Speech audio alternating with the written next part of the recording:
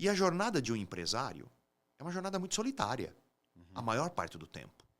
Né?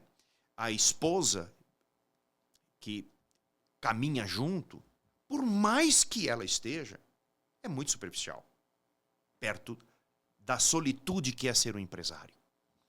Então, quando você coloca os filhos nesse cenário, onde eles ouvem parcialmente alguns assuntos, né? Homens como eu, mais participativos, levam a realidade facilmente para dentro de casa. Né? Não fico com grandes ilusões. Então, meus filhos passaram, no meu caso, jornadas difíceis. Senhoras e senhores, sejam bem-vindos a mais um episódio do podcast O Estrategista. Um podcast que fala de negócios, fala da estratégia e de qual tem sido os caminhos que empresários e pessoas de sucesso têm tomado nas suas decisões. Por que decidiram dessa maneira? Qual foi a estratégia por trás disso? E hoje comigo, um grande amigo de fato, empresário, muito tempo, sua trajetória já se demonstrou então consolidada. Eu trago hoje aqui no Estrategista Adilson Puertes, CEO e fundador da Estúdio A e de muitos outros negócios. Adilson, meu amigo, seja bem-vindo ao podcast O Estrategista. Prazer é meu, Felipe, de estar aqui com você. É uma honra e um privilégio, mesmo porque eu o conheço desde os primórdios da sua profissão, né? É verdade. Você trabalhava como advocacia no escritório e a gente, desde lá, então, escrevemos uma jornada juntos, né? Então é um prazer estar aqui com você. Estamos falando de uns 14 anos atrás, meu amigo. 14, 15 anos atrás. Faz 14 anos atrás. Porque eu me formei já há 13 e você me conhece antes de eu me formar, porque eu já você trabalhava estava estagiário, lá. né? Então faz mais ou menos isso aí. Uau, voa, né? Uma boa jornada. Antes de eu casar, antes de eu ter filho, metade da sua vida. Verdade. Meu amigo, você é empresário há quantos anos já? Como investidor, empresário mesmo, empreendedor, 38. 38 anos. 38. Tá. E nesses 38 anos, você hoje sente que você, se começasse, faria tudo diferente? Ou basicamente acredita que não? Obviamente sabendo que a gente acerta com os erros, claramente que sim. Mas você acredita que é muito diferente a sabedoria de quem já está há muito tempo ou não? Olha, eu te diria o seguinte, com, obviamente, não plena certeza, mas a maturidade e o estofo que nós temos na jornada da vida dos 38 anos, ela vai se avolumando, ela vai crescendo. Então, você dizer para mim, aos 63 anos de idade que eu tenho hoje, com 38 anos de empreendedor, dizer que eu faria exatamente as mesmas coisas, devo lhe perguntar, com o estofo de hoje ou com o estofo daquela época? Porque certamente com o estofo daquela época eu faria aquilo que eu fiz. Então é muito complicado você dizer, não, eu faria diferente. Sim, mas com o estofo de hoje é impossível. Com a expertise de hoje, então não dá. Agora, quando você analisa o que eu pude fazer naquela época, naquelas circunstâncias, com aquilo que eu tinha, te deixou satisfeito? Sim, me deixou satisfeito. Né? Gostaria eu de ter os meus 30 anos de idade com o estofo que eu tenho hoje. Que mas coisa, né? Com a energia, né? Não dá. Você tinha. Não dá. A Estúdio A, ela tem quantos anos? Os 38? Então, quando você fala a respeito de uma vida de empreendedor, é na mesma empresa? Na mesma empresa. Fiz e tenho outros empreendimentos paralelos, né, à Estúdio A, mas sempre fui dedicado, na maior parte do tempo, para fazer a gestão da Estúdio A e de todos os dobramentos que ela tem e teve, né, na jornada dela, com outras lojas de imóveis, né, no mesmo segmento, porém com outras marcas, né? Então, a gente teve uma jornada bastante produtiva no setor moveleiro de alto padrão. Interessante que quando a gente pensa em empresa, nós sabemos que as empresas, em sua grande maioria, de fato, como já dados do próprio Sebrae, nos seus primeiros anos elas quebram. Isso não é algo atípico quando nós vemos empresários que têm sonhos, têm projetos, têm visões, mas eles não avançam. Você entrou num setor, eu não sei como era há 38 anos atrás, mas pode me dizer que tem muita concorrência, pouca concorrência, é um setor difícil, é um setor fácil, porque você, pelo menos na época que entrou, porque como você conseguiu manter uma empresa durante tanto tempo? Olha, quando eu faço essa retrospectiva mental para tentar enxergar o que me motivou, né, eu acredito que a perseverança, a insistência, né, o estudo, a profundidade daquilo que se fazia, a aplicação de princípios e de valores, né, insistência, persistência, trabalho árduo, né, eu acho que foram fatores preponderantes para aquela sobrevivência dos primeiros anos. Eu preciso te dizer que com praticamente 2 anos de empresa, eu praticamente quebrei. Né? E eu voltei a estacar menos alguma coisa. Quando você fala quebrou, significa, de fato, que você tinha mais prejuízo do que o que entrava de caixa. Ou não? Eu empreendi logo de cara, chegando em... Eu sou de São Paulo, sou paulistano. Chegando aqui, com 3 meses, eu fiz um empreendimento totalmente fora... Ousadíssimo para aquela realidade e para minha suposta capacidade. Que eu acho que aí foi uma das... Quando você me fala sobre empresas que quebram, né? Um dos motivos que eu passei por essa situação foi porque eu me supervalorizei, me superdimensionei e achei que eu era bom pra caramba. E, na verdade, eu não estava preparado o suficiente para enfrentar aquilo que eu me predispus a fazer. Me faltou... Humildade. Me faltou aprofundamento de estudos e eu fui com muita garra e muita vontade, assim, tudo vai dar certo. E nem tudo deu certo, né? E eu tô falando que eu cheguei aqui em 1986, né? Não, 88. Cheguei em 88. E 3 meses depois que eu cheguei, eu comprei uma loja no shopping Campo Grande que nem... Mas você tinha dinheiro para isso? Não, foi no peito. E como é que mas você conseguiu crédito? Como é que era o shopping? Porque eu imagino que qualquer um não vai chegar lá no shopping e simplesmente falar, quero essa loja, quanto que custa? Hoje, por exemplo. 40 mil reais. Fala, não, eu quero. Ele vai analisar, você tem condição, você não tem, como é que é seu score. Eu também não sei como era na época, mas hoje... Primeiro o shopping estava se instalando com um conceito novo para a capital do estado que não tinha nada, né? Okay. Mato Grosso, Campo Grande terminava na Ceará naquela época, né? Depois da Ceará tinha pasto, né? Onde hoje é a Chácara Cachoeira, tinha gado pastando ali e tal, enfim, né? Então era uma outra realidade. E o shopping Campo Grande chegou e ele precisava se instalar, então ele tinha que pôr empresas para dentro. E existia um murmúriozinho na cidade e tal, ó, você tem que ir pro shopping, porque se você estiver na rua, você vai quebrar. E aí eu tava na rua, tava lá na 7 de setembro, e eu tenho que ir pro shopping, eu cheguei no shopping e falei, ó, eu tô aqui, qual é o negócio? Olha, o negócio é o seguinte, você não precisa pagar luva, tá? Naquela época não precisava pagar luva, mas você vai ter que investir, né, nós vamos te dar um buraco, vazio. Vou te dar um espaço só. Espaço, né? 7 centímetros para baixo do nível do piso, você vai ter que, enfim, fazer tudo. E nós vamos inaugurar em outubro de 1989. E esse mês era quando? Quando você chegou lá? Quanto tempo antes? Dezembro. Dezembro, tá. Então você tinha 10 meses para montar uma loja... Sem dinheiro nenhum. Sem dinheiro. Isso. Tá. E ele, como você acabou de falar, não tinha luva nem nada. Mas... Iria ter, depois da inauguração, obviamente... E o aluguel começava depois da inauguração. Aluguel, condomínio, fundo de promoção, energia e etc, etc. Mas o recheio todo, ar-condicionado, todas as instalações, era uma loja de 85 metros quadrados, uma loja grande. O shopping é grande, Eu tinha que performar um bom capital para poder investir naquilo. Né? E assim foi feito. Outra coisa importante é que... Você lembra quanto você gastou? Se fosse em números reais de hoje, algo como, você acredita? Eu acho que uns 3 milhões, mais ou menos. Uns 3 milhões? E de onde você tirou esse dinheiro? Bom, eu era marqueteiro, né? Ainda tenho. Ainda hoje. Ainda hoje. Eu vim de uma multinacional no ramo farmacêutico e lá marketing era muito forte e eu vim de marketing lá, né? E aí eu falei assim, bom, eu preciso arrumar essa verba.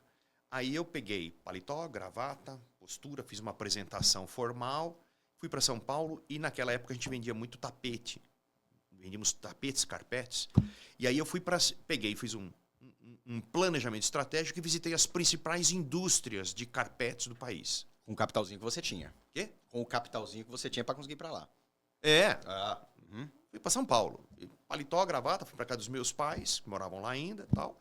E aí, todo dia eu marquei uma reunião com cada um dos CEOs ou dos gerentes de marketing de cada uma dessas empresas, que era Tabacol, que existia ainda, Indústrias Bandeirantes, Tapete São Carlos, enfim, fui falar com todos.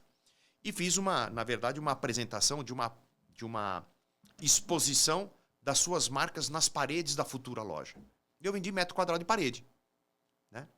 E eu precisava dos... Entendi. Você falou, vamos apresentar o tapete São Marcos, por exemplo, na minha loja, eu tenho uma parede lá e se você quiser, você entra na parede. Isso. Primeiro, antes de anteceder, Mato Grosso do Sul é a maior potência em termos de estado tal, porque eu peguei todos os dados que o shopping me apresentou. Eu levei esses dados para eles. Mato Grosso do Sul tem como capital Campo Grande e vai ter o maior shopping, o mais moderno do Centro-Oeste. Nós vamos estar lá. A Estúdio A vai ter lá um espaço de 85 metros quadrados. E é fundamental para que a sua marca se posicione no Centro-Oeste, que você tenha a sua marca lá. E aí já tinha todo um layout de parede e tal, com a marca da indústria lá, né? E tinha espaços mais bem privilegiados, que era espaço de frente para quem passava na Mas na como porta. que você apresentou isso? Você fez um... Naquela época, obviamente, não tinha você não grandes bateu o computador, recursos. você Não, era uma apresentação impressa, né? A gente encadernava a apresentação, Você tinha um deixava... projetinho da loja já. Já, com todo o layout. Eu contratei um arquiteto, fizemos layout de loja, apresentação visual, planta baixa, tudo, né? E aí eu ia de paletó e gravata com muita lábia e tal. Falei, olha, eu tenho uma reunião hoje à tarde, você me perdoe, eu tenho uma outra reunião à tarde hoje com a Tabacol.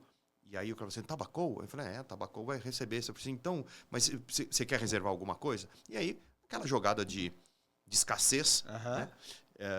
E aí a gente conseguiu fechar com 5 empresas, né? Mas qual que era a sua proposta? Era, vocês me pagam X para... Além do material, como é que era? Vocês não me pagam nada. Por tantos metros quadrados de parede, com a sua logomarca lá, você me entrega, sei lá, 1.000 metros de carpete em produto. Ah, tá.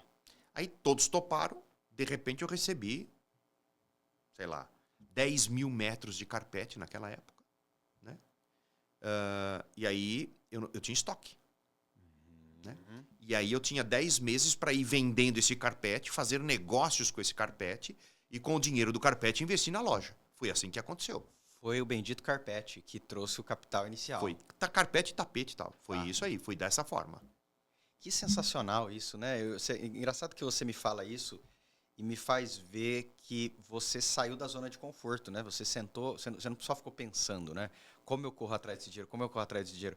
Mas você foi além, você saiu até da cidade para procurar capital, você foi para fora. Não tinha, eram outros tempos, né? Não tinha como você... Era telefone, né? Não tinha celular, era pegar o telefone e ligar. E, enfim, era um processo totalmente diferente do que é hoje. Mas como é que você conseguia, por exemplo, agendar essas reuniões sendo tão jovem e não tendo nenhuma experiência? Porque eu imagino que ligando eu hoje, particularmente, numa multinacional e dizendo, olha, eu queria falar com uma pessoa que tem autoridade para tomar as decisões, eu parto de um pressuposto, não fiz isso ainda, que não é algo tão simples.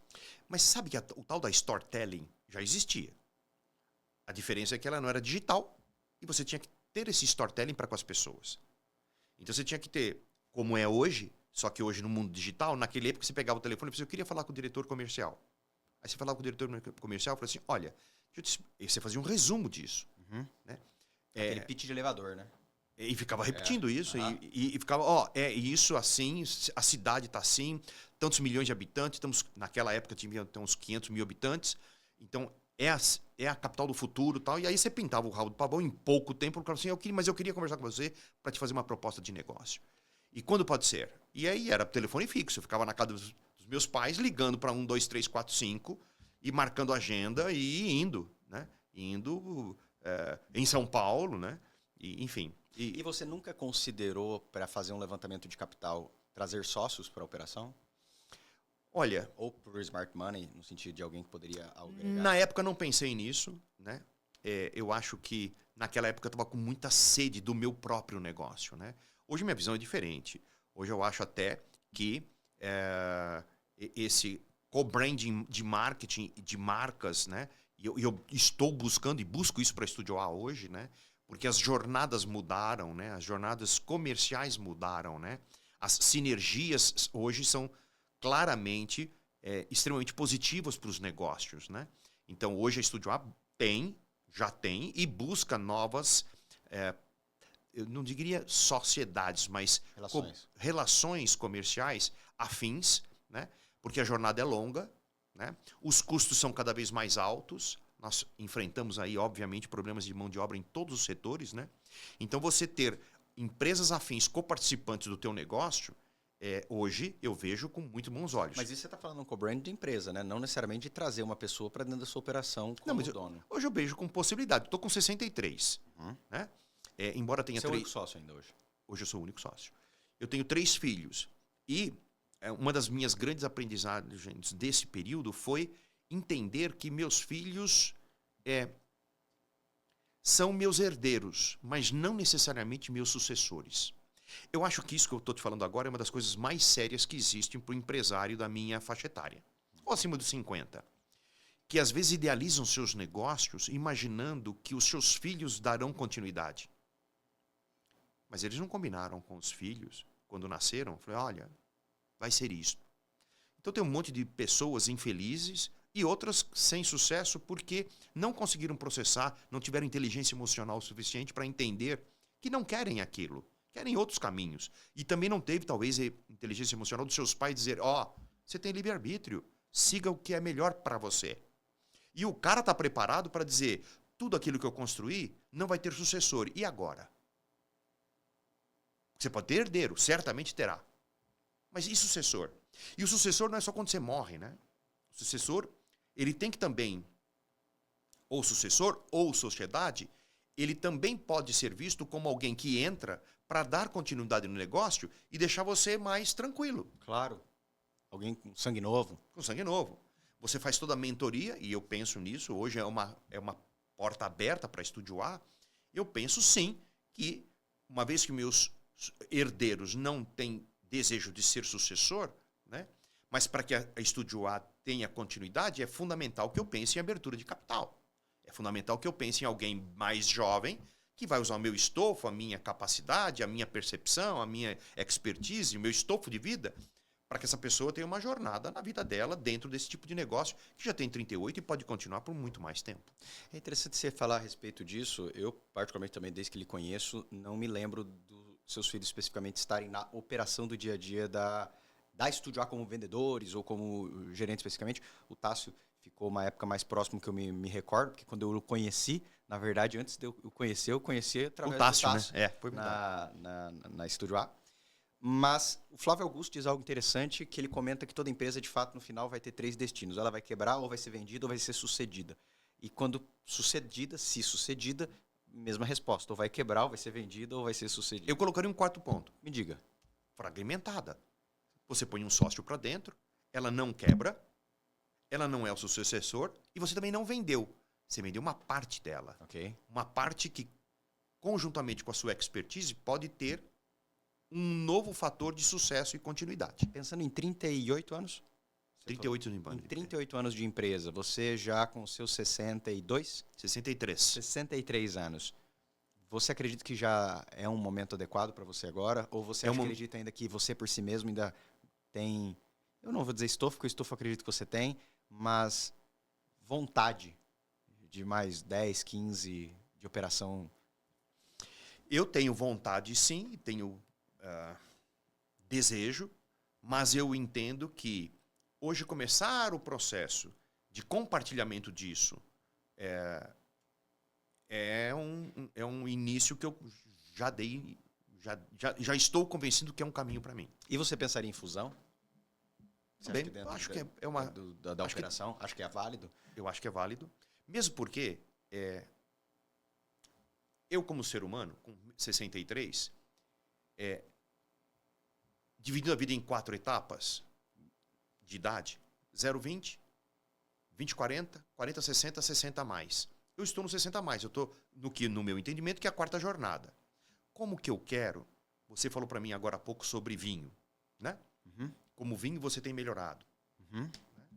Então, pegando o seu jargão sobre vinho, Com 63, já começou com 60 essa minha ótica. Como que eu quero degustar a minha vida? Não é viver. Viver todo mundo vai viver. Aham. Me parece que me faz muito sentido usar a palavra degustar, porque degustar é muito mais. Você degusta um vinho, você degusta um bom prato. Ou seja, é algo que você faz que não é o automático. Você para, olha, escolhe, participa e fala, agora eu vou degustar esse meu vinho. É a forma de abrir, é o rótulo, é o ano, é os aromas que ele vai te trazer, as lembranças, as memórias. E você degusta o vinho. Eu acho que depois de 60 a gente tem que começar a pensar em degustar a vida. Você sabe que isso me faz lembrar das sábias palavras de Salomão, dizendo que Deus fez o justo, Deus fez o ímpio, e ambos trabalham. Mas a um, o Senhor permite com que goze do fruto do seu trabalho, e o outro não. Isso me faz considerar como a finalidade do trabalho, por mais que possa nos satisfazer, mas deveria ser aquilo que você mesmo tem falado a respeito da possibilidade de degustar. Eu gosto dessa palavra também. Não apenas tomar, né? Mas degustar, aproveitar. Tomar, esse povo toma cerveja. Não tenho nada contra a cerveja. Mas o cara toma cerveja, toma um monte, né? Vinho, você toma uma taça, degusta duas. Comenta. Harmoniza aquilo com um bom prato. É diferente de você sentar e comer. Vamos falar um pouquinho mais sobre sucessão e legado?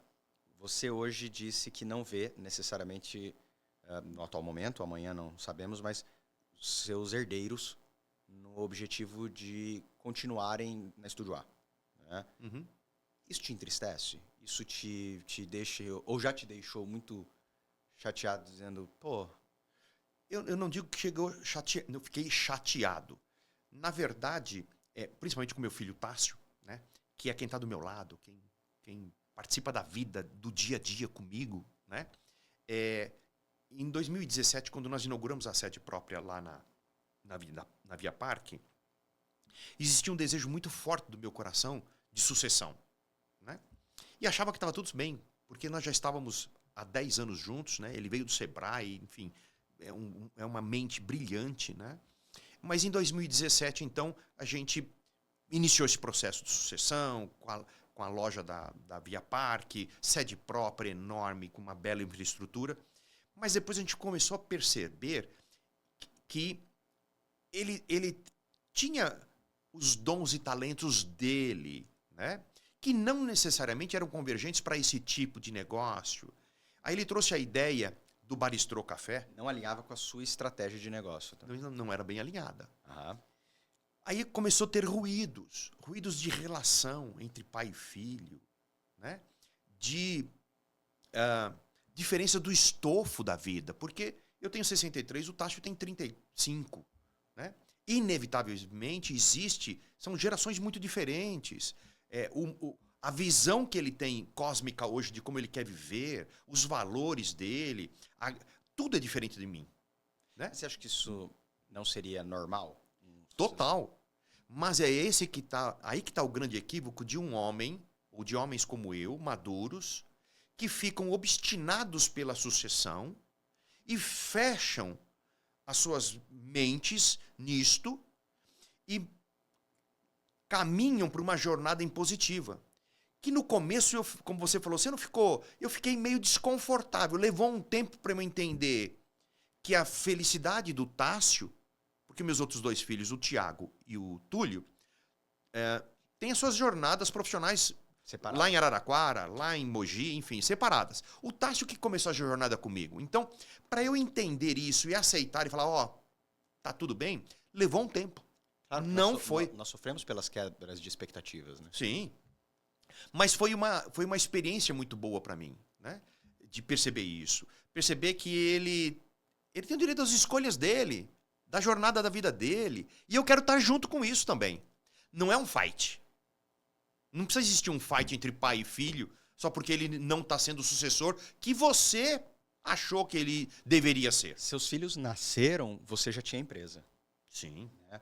Isso fez com que, obviamente, a vida inteira deles, eles vissem esse cenário. Eu converso com alguns filhos de empresários e alguns em específico dizem, eu não quero aquela empresa porque eu não tenho boas memórias de infância. Meu pai, na verdade, se dedicou tanto a essa empresa, ou meu pai montou tanto isso, ou eu vi meu pai fazendo coisas que, assim, eu não quero ter participação nisso. Por mais que eu ganhe a pão e a vida dele foi montada com os recursos daquela empresa, ele diz, eu não quero ter participação com isso. Em contrapartida, vejo alguns filhos, parece que admirando ou dizendo, eu quero isso porque eu quero continuar o legado. O que você acredita que distingue um e outro pela sua experiência atual? Complexa a Consegue? sua pergunta, viu? Mas, olha, eu acredito que nós somos criações de Deus muito exclusivas, né? E cada um muito diferente um do outro. E isso, somos cada um tão diferentes um do outro como o nosso DNA, né? Como a nossa... com a nossa digital, né? Então, é muito complexo você rotular e achar que as coisas vão ser do jeito que você idealizou que elas fossem. Meus filhos, obviamente, passaram por essas minhas jornadas. E a jornada de um empresário é uma jornada muito solitária, a maior parte do tempo. Né? A esposa que caminha junto, por mais que ela esteja, é muito superficial, perto da solitude que é ser um empresário. Então, quando você coloca os filhos nesse cenário, onde eles ouvem parcialmente alguns assuntos, né? Homens como eu, mais participativos, levam a realidade facilmente para dentro de casa. Né? Não fico com grandes ilusões. Então, meus filhos passaram, no meu caso, jornadas difíceis. E também jornadas muito boas. De prosperança, momentos mais apertados. Um amigo meu falou agora há pouco para mim que enquanto não terminar uma obra dele de 2 anos, ele não viaja. Ora. É verdade. É verdade? É verdade. Quando o cara se predispõe a fazer isso como você está fazendo, o que ele está dizendo para a família? No. Para quem? Né? Para Zoe, para seu filho e para sua esposa. No. 2 anos. Se você tem 30, 2 anos em 30 é quase, sei lá quantos por cento, 15%, 18%. É bastante tempo que você está dizendo para a família no travel, não viajar, não restaurante e não um monte de coisa. E como é que é essa experiência para sua esposa ou para seus filhos? Como eles leem isso? Como que eles leem isso? Né? Então, você multiplica isso que você mesmo me contou, multiplica isso por 30 anos. Né? Não de vida, né? Mas de empresa. Né? Quais foram essas vivências? Né? E para o Tássio em especial, que viveu muito mais perto, os últimos 18 anos, né? Isso pode soar para ele, e que está tudo bem, eu não quero isso para mim. Né? Outra coisa que mudou muito, eu percebo o jovem de 30, 40 hoje com outra pegada sobre a vida. Né? Diferente do Adilson 30, 40. O jovem 30, 40 hoje tem uma perspectiva de vida, de como ele quer viver, de princípios, não princípios não, mas valores diferentes. Princípios não, valores diferentes. Por quê? Hoje o jovem 30, 40, ele dá muita atenção para si próprio. Tanto é que nós temos... Né, uma grande dificuldade de casamentos hoje, é uma complexidade. Né? Os jovens estão mais ensimesmados, né? Acho que até o mundo digital faz com que ele fique mais isoladão, né? Mais dentro de uma bolha. Né? Enfim, então, quando eu vejo tudo isso acontecendo, e o Tássio é um cara que tem uma mente brilhante, como eu já disse, é um cara que trabalha com marketing, e trabalha com baristrô e com ideias excepcionais, enfim. Mas ele tem o estilo de vida dele. Ele tem um jeito de viver dele que é muito diferente do jeito do Adilson viver 30, 40. E ele viveu comigo o meu 30, 40, o meu 30, 50. E ele viu que a estrada tem buracos. Né? Então, aí cada qual vai decidir, eu quero isso para mim, não quero, vou partir daqui e vou dar continuidade, quero ter essa continuidade. E, obviamente, também a visão do próprio mercado. Hoje o Tássio é apaixonado por cafeteria e cafés especiais, estuda isso, vive isso. Hoje ele é apaixonado por marketing, trabalha e vive com isso. E está feliz, e para mim está tudo bem. Avançando um pouquinho do seu negócio, você trabalhou, eu acredito que a Estúdio A sempre foi essa pegada, e dentro de outros negócios que você também já operou, a Sierra, entre outros, mercado de luxo. E o mercado de luxo é um mercado diferente, porque é um mercado de pessoas que não precisam. Não precisam no sentido de ser uma necessidade. Tem a ver muito com prazer, tem a ver muito com, pela percepção que eu tenho, com status. Isso. Né? Quando você vê esse cenário seu do mercado de luxo, existe uma estratégia diferente para trabalhar no mercado de luxo do que nos outros mercados? Luxo sempre existiu. Né? O mercado de luxo no segmento moveleiro, ele sempre existiu. No mundo inteiro. Uhum. Ricos sempre existiram. Nessa jornada de 38 anos, eu te diria que a conceituação de desejo de consumo por produto de luxo e imobiliário foi mudando. Como assim?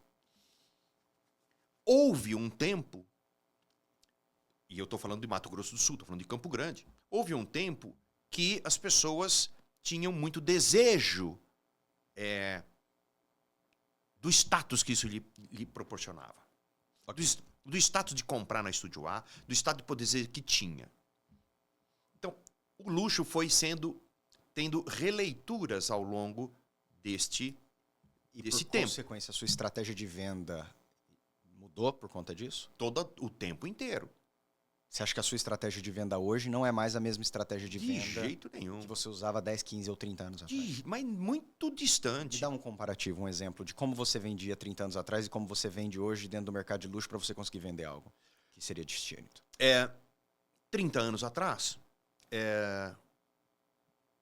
o mercado de luxo ele era muito pautado pela novidade que chegava aqui em Campo Grande. Tá, eu sou um comprador, então eu entrei na sua loja, o que você me faria era, olha só, isso aqui não tem em outro lugar. Eu trazia a Estúdio A como a maior inovadora de trazer o que aqui nunca ninguém viu. Ou seja, tem o que os outros não viram. Exatamente. Então, eu comprava no Brasil inteiro, eu me dedicava pessoalmente para fazer essa curadoria da compra, e o meu objetivo era sempre trazer para assim, isso não tem aqui. Algumas pessoas mais abastadas compravam e eu tinha uma grande concorrência com São Paulo, né? Na compra. Mas quando eu comecei a trazer para cá, a minha jornada foi no início lá, dizer, olha, você não precisa mais para São Paulo. Você vai encontrar aqui altíssimo padrão, serviço, entrega e a minha palavra te entregando. Você não precisa mais para São Paulo. Obviamente que agregava status a essas pessoas, naquela época, pegarem avião e ir para São Paulo com os seus arquitetos e comprarem. Essa é uma grande mudança. Hoje, o alto padrão trabalha funcionalmente através dos arquitetos de design de interiores. Hoje a sua estratégia de venda não é falar novidade, é convencer o arquiteto. Como é que é isso? O mundo digital trouxe para hoje uma acessibilidade de informação e até de produto como jamais a humanidade viu. E no meu segmento não é diferente. Então as pessoas têm acessibilidade ao que é luxo, o que é lançamento, o que está acontecendo agora, instantaneamente, em alguns segundos no celular dela. Mas as indústrias não vendem diretamente para o consumidor. Essa é uma nova jornada, que é uma outra discussão que a gente pode fazer, que na minha avaliação, o mercado de luxo vai ser cada vez mais B2C. Né? Haja visto, por exemplo, grandes marcas, BMW, né, e outras grandes marcas que começam um movimento de venda direto da marca para o consumidor. Bom, como é que ficam as concessionárias local? Prestadores de serviço. Então existe uma mudança comportamental, empresarial, e a gente tem percebido isso ao longo dos últimos 4, pós-pandemia, né? Não exatamente pós-pandemia, porque pós-pandemia teve um boom de consumo e depois o mercado se estabilizou novamente, mas não como era em 2019 e 2020. Ele se posicionou de uma outra forma. Por quê? Porque a experimentação digital nunca foi, no mundo, tão intensa quanto aconteceu pós-pandemia. Então, pessoas que nunca tinham, não, tem que passar meu cartão de crédito, vão me clonar. Tinha um monte de pessoas com um monte de celeumas em dizer, não compro no mundo digital. Com a pandemia... Você fez algo ordinário. Essas pessoas tiveram que experimentar a compra digital. E ao experimentar a compra digital, quebraram um monte de paradigmas mentais, o que fez com que o mercado digital tomasse uma participatividade nos negócios brutalmente. A ponto de 2022, 2023, eu fui em alguns seminários em São Paulo, a palavra B2C está aí, e não volta mais atrás. Agora, lojas físicas tendem a quebrar. Você concorda? Não. Você acha que... Não. Se você... Lógico que não temos bola de cristal, mas quando você, pela sua experiência e vendo o que você vê hoje, olha o futuro, você não acredita que aquelas lojas físicas grandes deveriam ser ou reduzidas ou se boutique... Eu tenho visto... Localizar. Nos últimos as grandes discussões de varejo que a gente tem aqui no Brasil, que se chama Latam, né? As últimas 2 discussões ficaram bem claras que hoje as empresas precisam atuar no que a gente chama de multi-channel. Ou seja, ela precisa estar no mercado digital, mas ela também precisa estar no físico. Então, se você vê grandes movimentos de empresas se instalando no físico e elas eram digitais, mas estão se posicionando no físico, gerando experiência. Isso também porque a mudança comportamental. As pessoas no digital chega uma hora que fala assim, olha, eu estou vendo várias pessoas com abstinência do mundo digital. Isso está me tomando muito da minha vida. Vou desligar um pouco, vou diminuir, quero mais experiências físicas. Então, você vê, São Paulo tem lançamentos de restaurantes com experiências cada vez maiores e o sashimi, ou seja lá o prato dele, é importante, mas a experiência que aquele lugar gera para ele é o que faz o processo de decisão. As pessoas hoje têm buscado mais experiência do que necessariamente Sim. o produto em si. Agora, mas como que você conseguiria levar dentro de um mercado de luxo moveleiro experiência? Porque eu chego dentro de uma loja de móveis, no que você visualiza alguma estratégia de que isso possa ir além? Porque quando a gente fala de comida... Eu posso talvez botar um fogo no negócio, fazer uma coisa, fazer um malabarismo, posso inventar alguma coisa mais uau para que seja ali. Quando você vai fazer, talvez nós estamos falando de vinho, vou lá na vinícola, lá no Terroir Pantanal do Jumar, e aí lá especificamente eles falam, olha, sei lá, vocês vão tomar vinho no balão. Eles agora estão fazendo balonismo lá também. Então você vai subir no balão, vai tomar um vinho, você fala, uau, né? Aquela coisa instagramável, aquela coisa assim, que eu vou criar um cenário. Em negócios que são necessários, porque todo mundo precisa de imóvel em casa, mas são tradicionais, como criar experiências dentro disso? Como você visualiza isso? Bom, óbvio que nós estamos falando daquilo que eu mexo, que eu trabalho, que são os móveis de alto padrão. Né? Bom, então vamos lá. Primeiro, vamos falar sobre curadoria. Os móveis que nós temos hoje, e o estudo que a gente faz sobre eles, traz impregnado nesses móveis os seus storytellings. Então nós temos hoje, valorizado no mundo inteiro, os chamados designers brasileiros. São profissionais que desenham móveis e que são muito valorizados fora do Brasil e começam a ter uma grande valorização aqui. São móveis que têm uma assinatura e essa assinatura vai fazer com que este móvel passe de geração em geração, agregando valor. Então, eu costumo dizer, tem pessoas que todos consumimos veículos, mas alguns querem ter a estrela da Mercedes, ou BMW, ou Audi, ou Porsche. Desejam isto. E tudo que isto lhe traz agregado. Tem outros que falam assim, não, é irracional para mim isto. Eu quero um Corolla. E tudo certo, claro. E tá tudo certo. Uhum. Aí eu começo a falar de um luxo diferente.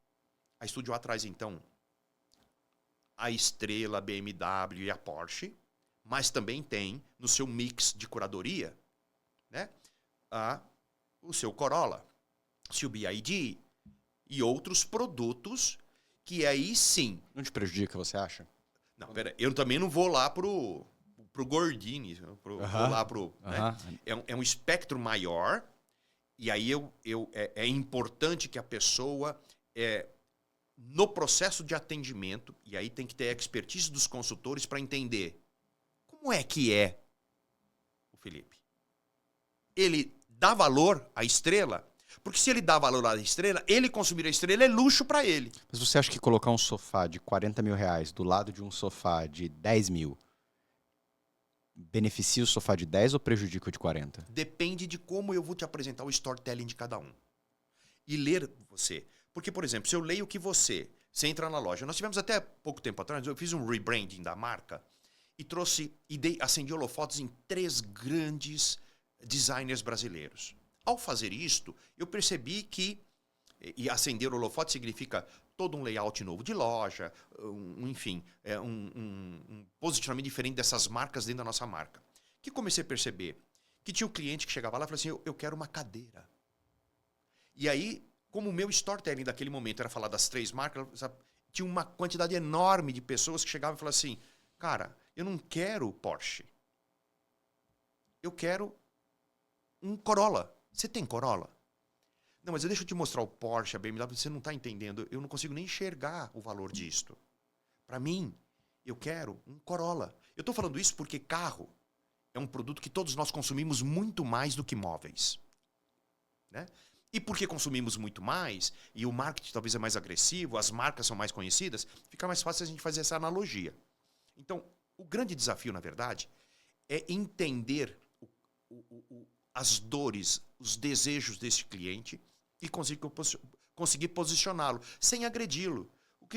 Quando alguém chega lá e não quer uma marca premium, como é um Aristeu Pires, por exemplo, como é um Farrer que a gente tem, o cara fala assim, não, eu até posso entender, mas eu nunca ouvi falar dessa marca tal, mas eu quero uma cadeira que seja confortável, que eu possa atender minha família. Bom, nós temos isso. Então, o que acontece hoje na curadoria é uma amplitude dentro de um nicho de luxo e de valor agregado, né? Onde a pessoa possa se posicionar de forma confortável. Então, nós fizemos o rebranding agora há 6 meses e reposicionamos tudo isso de uma forma mais adequada para esse consumidor. Você falou rebranding, e rebranding nos leva a estratégias de marketing. Hoje, quando você tem uma estratégia, e existe uma estratégia que nós falamos que é a inbound e a onbound, né? Que é o cliente que entra, e o cliente que te procura, que vai ser o inbound, aquele que vai até você, e tem aquele que é o onbound, que é o cliente, o lead frio, aquele que você pega o telefone e liga para ele, etc. Tal. Hoje, quando você pensa dentro das estratégias durante muitos anos, e pensando na realidade hoje, com redes sociais e tudo, qual que é a estratégia que você percebeu que falou, olha, até hoje, de todos que eu fiz, essa é a que dá mais certo, para trazer lead quente? Eu volto a dizer que, principalmente agora, depois do mundo digital, o que eu vou te falar agora, na minha percepção, pode estar já desatualizado de ontem. Né? Mas vamos lá. Eu vou juntar isso com a pergunta que você fez anteriormente, sobre experiência. Né? Então, hoje, nós tratamos da Estúdio A como um lugar de experiência. Desde o produto que está sendo curado, com a curadoria de se colocar lá, como também a ambiência.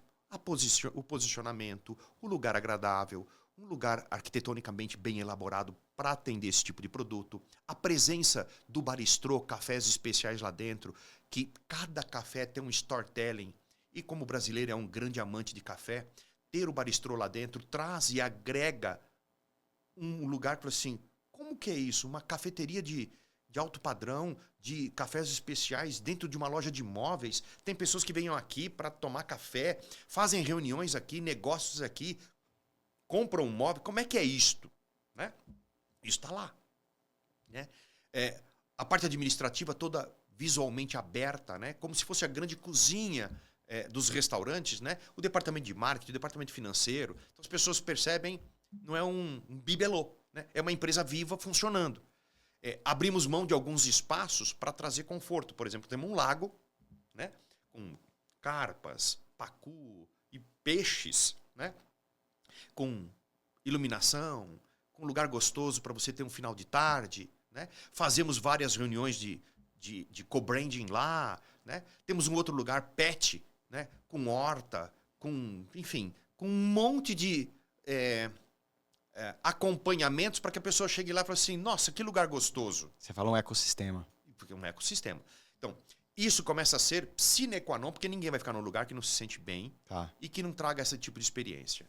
Agora, quando você vai para marketing, né, para chamar essa pessoa, quer seja no mundo digital, como eu falei, do multichannel, fisicamente vindo até a loja, ou através dos especificadores, que são os arquitetos e os designers de interiores, e os arquitetos interiores, todos esses canais, eu chamo de canais, né, tem a sua específica estratégia mutável muito rapidamente.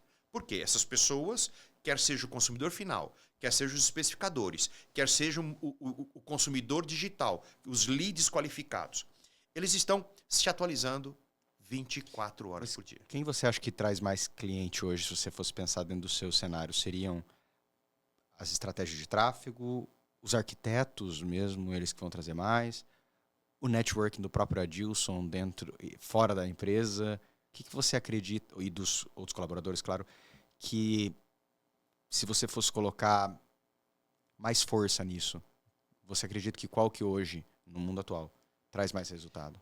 Eu estou falando de imóveis De alto padrão. de alto padrão. Eu estou falando de Campo Grande, Mato Grosso do Sul. Né? Então, é dentro desse cenário. Se eu mudar esse cenário, Muda a o estratégia. que eu estou falando, muda a estratégia. Perfeito.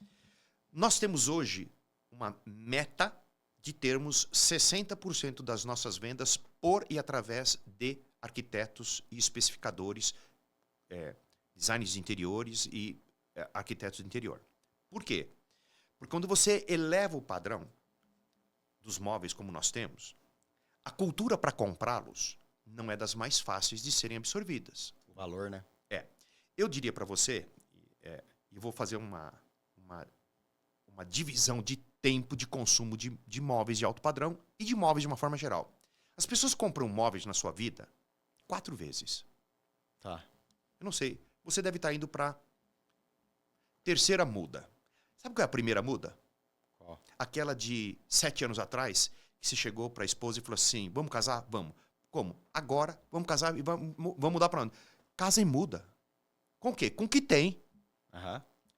Esta primeira muda de casa, você saiu da casa do teu pai, foi morar com a tua esposa e, a não ser que você seja uma pessoa muito rica, né? Que seu pai que investe te dá tudo, mas o normal do ser humano é, eu quero casar e mudar. Pronto, eu quero ficar com ela num cantinho e tá tudo certo. Essa primeira muda, a Estúdio A não entra. Que deve acontecer, era mais cedo, hoje está acima dos 30. Ou seja, poucos clientes com menos de 30 chegam lá. Eu não atendo. Muito pouco. Difícil. Muito difícil. Uma coisa ou outra. Mas essa primeira muda a gente não entra. Como é a primeira muda, qual é a expertise que esse casal recém-casado tem de imóveis? É só você lembrar de você 7 anos atrás. Eu preciso de um sofá, um colchão, mesa e cadeira. O quê? Assim. Bonito. Bonito. Né? Você gosta bem? Ela fala, gosto. Então, vamos nessa. Não tinha muita expertise. A segunda muda, que eu estou chamando de mudas, né? É uma palavra que eu dou para isso. A segunda muda é quando vem os primeiros filhos. Por quê? A esposa falou assim, olha, os nossos 100 metros quadrados, estava tudo certo, mas agora chegou a Zoe e o Benny. Chegou a Zoe e o Benny, logo em seguida, 60 dias depois, chegou o Dan e falou assim, 100 metros quadrados nós não vamos caber mais, nós precisamos ir para mais. Né? E aí o casal começa a fazer a segunda muda. Esta segunda muda, a Estúdio A entra em um ou outro lugar. Basicamente, onde a gente entra, qual ambiente? A gente entra na sala de TV. Por quê? Porque ali a família vai começar a se reunir. Os filhos vão estar ali, então o sofá da sala de TV e aquela ambiência do home, que a gente chama de home theater, né? O lugar onde está a televisão, que em muitas casas é visita. Né? Ali eu começo, talvez, entrar para fornecer esse sofá para aquela pessoa um pouco mais detalhista que quer qualidade, né? Que quer conforto, né? Que tem uma relação custo-benefício legal. Então, na segunda muda, eu pego... Quantos anos tem normalmente esse público? Média. 35, 40. Ok. Né? Aí tem a terceira muda. Esta é a que eu chamo de muda da Estúdio A. Por quê? Porque esse casal casou com 30, 32, está subindo essa idade de casamento. Já tiveram os 2 filhos, já se consolidaram profissionalmente, médico e médica, ou enfim. A consolidação profissional já se aconteceu. E aí eles estão indo para a terceira muda da casa. Por quê? Os filhos já começaram a ter 10 anos, 7 anos, 8 anos. Os amiguinhos estão vindo. E aí a esposa começa, olha, né? Nós precisamos criar uma ambiência, porque daqui 4 anos nosso filho vai estar com 14. E os amiguinhos? Como é que nós vamos atraí-los? Como é que a família vai ficar junta? Então começa o casal junto, numa melhor situação financeira, comprar essa terceira casa, que é a casa dos sonhos. Aí a Estúdio A entra full. E monta. Essa terceira muda ela é muito importante. Agora, você percebe que até agora eu falei, a primeira muda, a segunda muda e a terceira muda. Qual é a expertise de um casal na vida vai ter sobre imóveis comprando 3 vezes? Nenhuma. Não dá para ter. São momentos distantes e, hoje em dia, mudando muito rápido. Então, a cada necessidade dessas compras, mudou o cenário do mercado. Então, a experiência de compra de imóveis, na vida, ela é pequena, porque vai ter a quarta muda, que é onde eu tô, que os filhos já voaram, e aí o casal olha um pro outro e fala assim, bem, para que a gente precisa de jardim, um monte de coisa? Vamos montar um esquema aqui para receber os netos. Então, é a quarta muda, que aí, eventualmente, também a Estúdio A entra, mas a terceira é a mais forte. Ou seja, você percebe que você precisa de uma rotatividade boa de cliente, porque o teu cliente não é um cliente rotineiro. Não. É sempre buscar um novo. A Estúdio A já está fornecendo móveis hoje para a terceira geração, com 38 anos de existência, né? Basicamente por conta de confiança, segurança, de que o que está comprando... E eu tenho certeza de dizer que os móveis... Eu tenho dezenas de exemplos de pessoas que compraram móveis há 30 anos atrás. Falaram assim, cara, o móvel está lá, está inteiro. Então, percebe que... Mas você sabe que eu há 7 anos atrás, tive um sofá da Estúdio A. Yeah. E tá tão fofinho quanto 7 anos depois. Pois é. Você sabe que isso é interessante, meu amigo. Eu o conheci já há alguns anos e me lembro de... Você brilha quando você fala de coisas que as pessoas não veem, principalmente agora falando sobre sofás, o que tem dentro do sofá, né? Yeah. Que a gente olha do lado de fora, né? Uhum. A gente não analisa a espuma. Será que é uma boa espuma ou uma má espuma? Será que é uma boa mola ou uma má mola? E isso, por consequência, eu tenho um sofá aqui que eu não gosto de sentar nele, porque eu sinto a madeira. Agora, em contrapartida, curiosamente, eu tenho esse sofá da Estúdio A, posso dar esse testemunho que fazem 7 anos e parece que foi comprado agora. Pois é, aí isso me esbarra em algo muito meu, né? Que são princípios e valores. Né? Eu não consigo, eu nunca consegui e não mudarei, mesmo que eu não ganhe fortunas e fique trilhardário vendendo móveis, mas eu não vou negociar os meus princípios e valores quanto à qualidade do que eu estou entregando. Mesmo que você não saiba o que tem lá dentro, é importante que eu saiba. E a hora que eu dizer, compre, é porque eu sei o que eu estou falando, o que eu estou vendendo. Se você hoje pudesse dar você usou a palavra mentorar alguém que estivesse começando tal qual o Adilson de 38 anos atrás, só que com a sabedoria, que a gente falou isso logo no começo, do Adilson hoje. Que 3 conselhos você daria? Número 1. Hoje. Empresário, tá? Só quer empreender. Talvez eu fale um agora que é o que mais está pungente no mercado e em mim. Eu tenho estudado muito isso, porque dentre essas atividades eu sou economista e aí eu tenho algumas consultorias que a gente faz. Já houve tempo que a mercadoria, a curadoria de compra, a experiência da ambiência, tudo isso que eu contei, eram fatores preponderantes do sucesso. Hoje eu diria que eu colocaria muita atenção nas novas regulamentações tributárias. Por quê? Nós estamos aí com a reforma tributária chegando de mansinho, né? com uma implementação entre 26 e 32, 2026 até 2032, uma transição do que é hoje para um novo modelo, e ela vai se equalizando e mudando, né? Então hoje nós estamos com não é só a carga tributária, é o tipo de tributo aqui, e eles vão migrar até 2032. Nós não estamos adaptados para isso. Né? Nem os contadores, nem as empresas. Uma confusão patrimonial. Né? Era normal o cara ter o cartão da empresa e compra as coisas que ele quer, ou o cartão pessoal, ele compra a coisa da empresa e ele paga aqui. Os fornecedores está tudo certo, eu compro mudou tudo. E hoje, com uma carga tributária podendo chegar a 32%, 34%, perceba que se eu pegar o valor de mercadoria e dividir em 3, mercadoria em si, fornecedor, gestão vendas, marketing, administração, aluguel e etc. Um outro 1/3, 33. Perceba que tributo começou a ter uma participação tão efetiva e tão importante quanto a própria mercadoria. O tributo começou a ser tão relevante e importante quanto você fazer a gestão boa do seu negócio, na parte administrativa, operacional, logística, marketing. Olhe como este quesito passa a ter uma relevância e um controle efetivo federal sobre todas as operações que a empresa faz. Então, a primeira recomendação que você daria para esse jovem é, cara, se especialize na parte tributária, você entender seu negócio e pagar menos tributo. O Flávio que tem um podcast, ele fala assim, gente, tem alguém que acorda e fala assim, eu sou louco para vender parafuso, né? E aí eu vou vender parafuso. Você vai perguntar qual é a carga tributária sobre parafuso? Você fez algumas outras perguntas mais aprofundadas sobre o que é vender parafuso? Porque senão você vai pegar o teu sonho e vai dedicar para vender parafuso e é inviável. Ou você não vai ganhar o que você acha que você vai ganhar, porque você não se aprofundou nos estudos tributários, de mercado, etc. Então, tome muito cuidado, empresário que está começando, para não ter uma fantasia sobre o que você vai fazer, porque você vai colocar o teu bem mais precioso, que é a tua vida nisto. Vai colocar 10, 12, 14 horas por dia da sua vida, dizendo não para os teus filhos, ou não, vamos viajar 2 anos. Você vai colocar a tua vida nisto.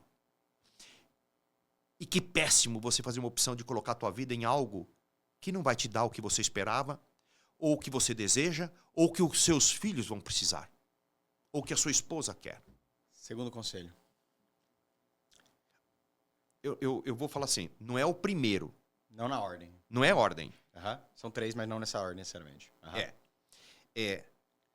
Eu percebo que hoje nós precisamos ser muito holísticos na gestão dos nossos negócios. Não dá mais para ser especialista único. Você tem que ter profundidade do conhecimento e dominar, porque você vai ser cobrado do seu marketing. Você vai ter cobrado da sua gestão. Você vai ser cobrado da sua lucratividade. Você acha que você tem que conhecer tudo? Tudo. Veja bem, você não precisa se aprofundar em tudo. Mas você tem que ter uma noção para conversar com o marketing, com o cara comercial, com o cara com contador, tributo, com tudo. Eu vejo dezenas e até vejo alguns empresários de grande sucesso da minha idade, e convivo com eles, que hoje eles têm uma extrema de dificuldade em delegar, porque não confiam. E não confiam porque não conhecem, ou porque o que conhecem eles imaginam ser maior e mais importante do que o outro conhece. Então não delegam, centralizam, são trilhardários, sofrem.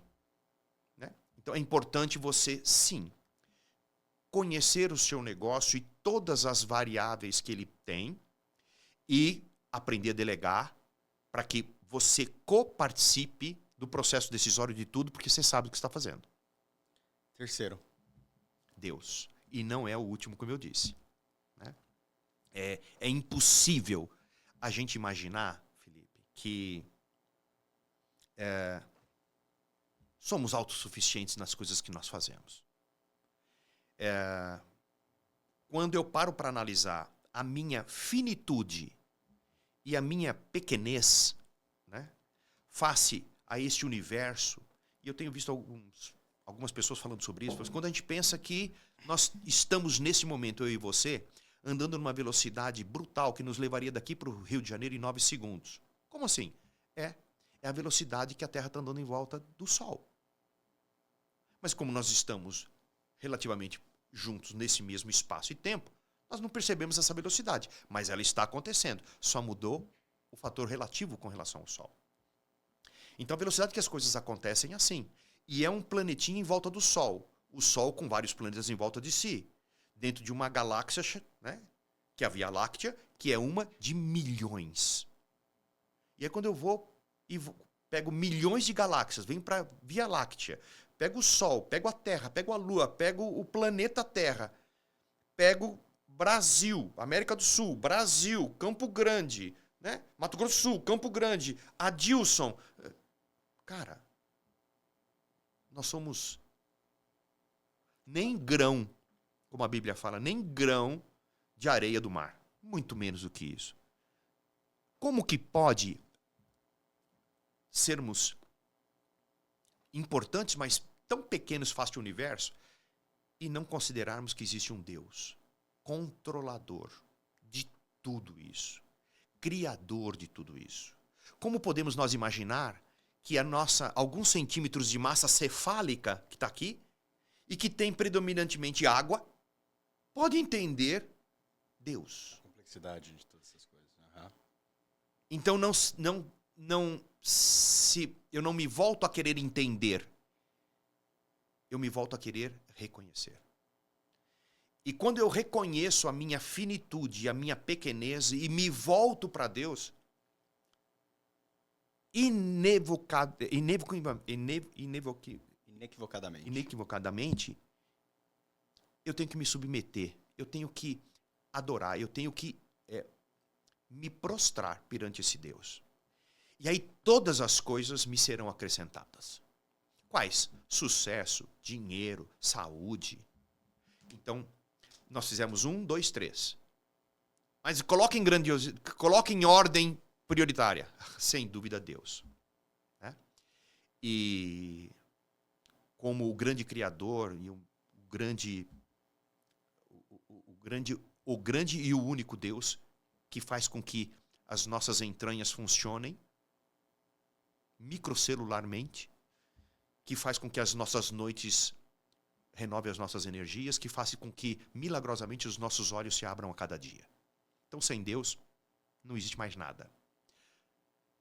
E, obviamente, junto com Deus, a família, os filhos, né? São valores eternos. Depois disso, o homem que tem essa percepção, na minha visão, respeita, não é perfeito, falha um monte, erra um monte com os filhos, com a esposa, ele erra um monte. Mas, buscando sempre a Deus, eu acredito que as outras coisas, no seu tempo, serão acrescentadas. Obrigado, meu amigo. Eu que agradeço demais por esse bom momento que tivemos aqui. Estou à disposição sempre. sempre. Teria muitas outras temáticas, mas acredito que você, de fato, agregou bastante, trazendo algumas dessas estratégias, algumas percepções, e terminamos de uma maneira muito boa, trazendo, como você já disse, é isso aí. O primeiro e o princípio basilar de todas as coisas. É isso aí, cara. Muito obrigado. Tamo junto, misturado, e Deus é Deus e vice-versa, né? Amém. Fechou? Fechou. Obrigado. Abraço.